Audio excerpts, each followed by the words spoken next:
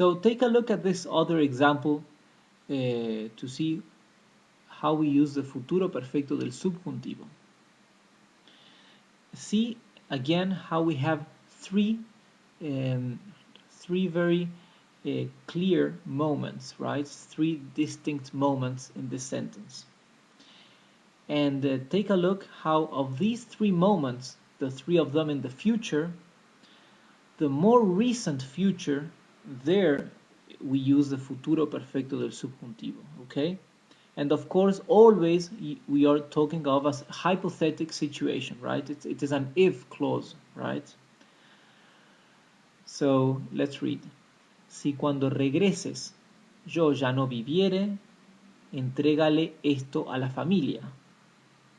In English, if by the time you return I don't live any longer, hand this over to the family. Okay? So where are the three different moments in time that are clear and distinct in this sentence? Let's see. Let's see this in English first. If by the time you return, this is moment number one, and this is in the future, right?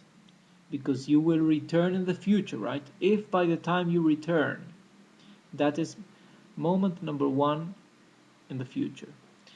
I don't live any longer.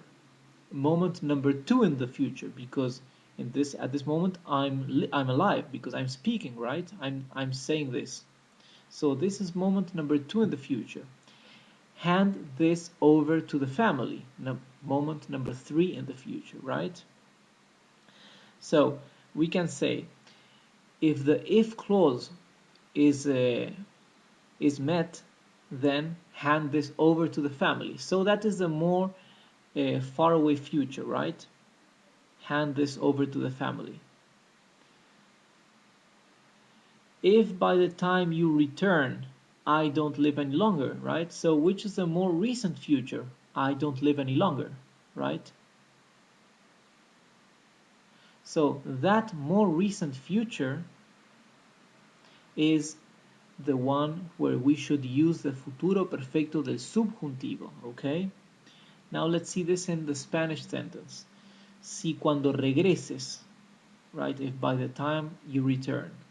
Si cuando regreses yo ya no viviere,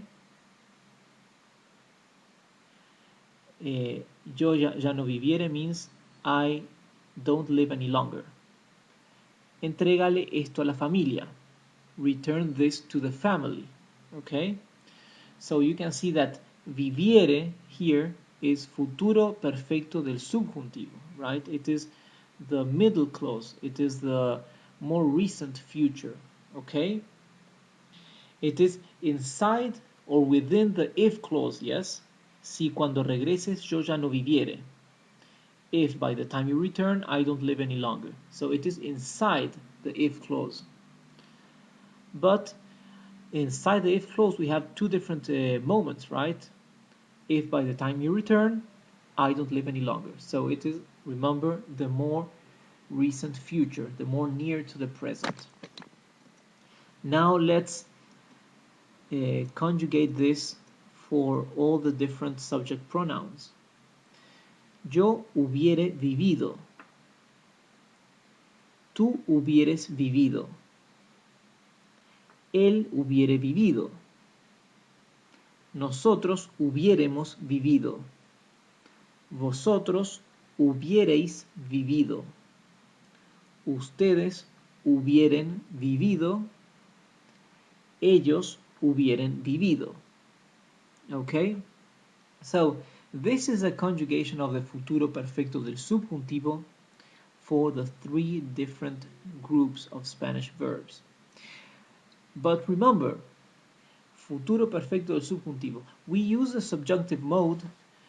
There are clearly some situations where we use the subjunctive mode.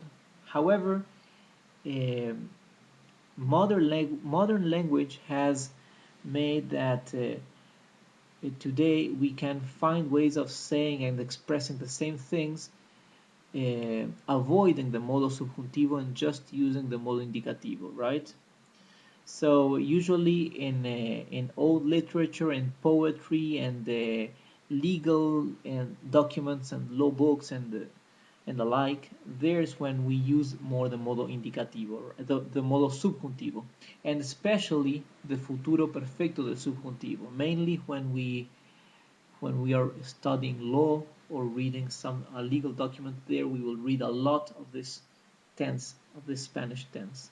So this is the end actually of our PowerPoint video lessons where I'm teaching you the conjugation tenses in Spanish. So we will then go back to the regular lessons where you will see me in front of the whiteboard, and I will be teaching you some other topics there. So I see you soon. Goodbye.